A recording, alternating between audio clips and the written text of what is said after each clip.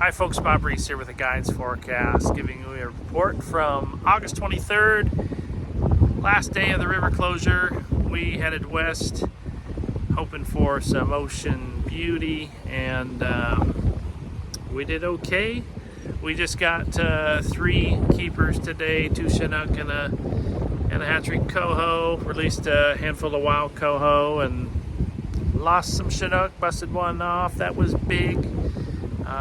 There was some folks that fished in the green line there, and that was a little bit of unsettled water for a while, but it was still fishable in the morning before the tide turn started going out.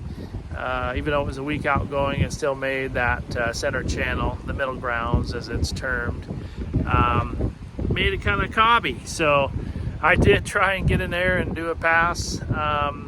It's still going a little faster than I wanted to. On the ebb there, as I mentioned in the forecast that Chinook and Steelhead members are likely to see, the tide book is off terribly, almost 2 hours in some cases. So even though it says low tide somewhere, it's not low tide. Almost 2 hours difference there. So a huge discrepancy between what's in the tide books and what's actually happening in the field. So be aware of that when you're planning your bar crossings and your locations of where you're going to fish. Most of the fleet, besides some fishing in the middle grounds there, closer to the green line on the south side of the green line, most of the fleet fished to the north, and some boats did quite well. Found Chinook early, more Chinook than coho for sure, and some quality coho showing up there. Most of the fleet fished from not much north of the lighthouse there, anywhere from 30 to 80 foot of water, and there were salmon strewn throughout that rather large swath of ocean. There was one rip that formed a little later in the outgoing tide in about 50 foot of water to the north of buoy, in between buoy 7 and buoy 3. So, you know, south of the lighthouse but north of the green line. So watch for those. There were definitely fish in that rip there.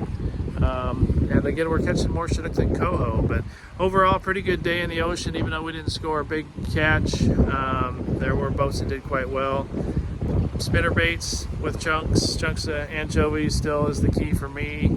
But are catching some fish. I don't know why this seems to happen, but the Chinook seem to bite those spinfish fairly decent in the morning for me, but not so much in the afternoon. A few coho are biting them on the bow rods that are fishing a little shallower, about 22 on the line counters. So pink, a metallic pink, has been kind of a staple for me. I know some other guys that are getting them on that color. So yeah, that's the program. A decent day in the ocean today. The ocean looks a little snottier tomorrow. It did look real good. Looks good on Friday and Saturday, but I think it's supposed to be a 4-foot swell at 6 seconds. So ocean may be a bit uncomfortable, but if you get a little north of the river, it could be comfortable water. Again, it really started laying down this afternoon, but now the wind's kicking up and we could see a bigger swell in the morning. Bar crossings have not been challenging last couple of days because we've been on the flood.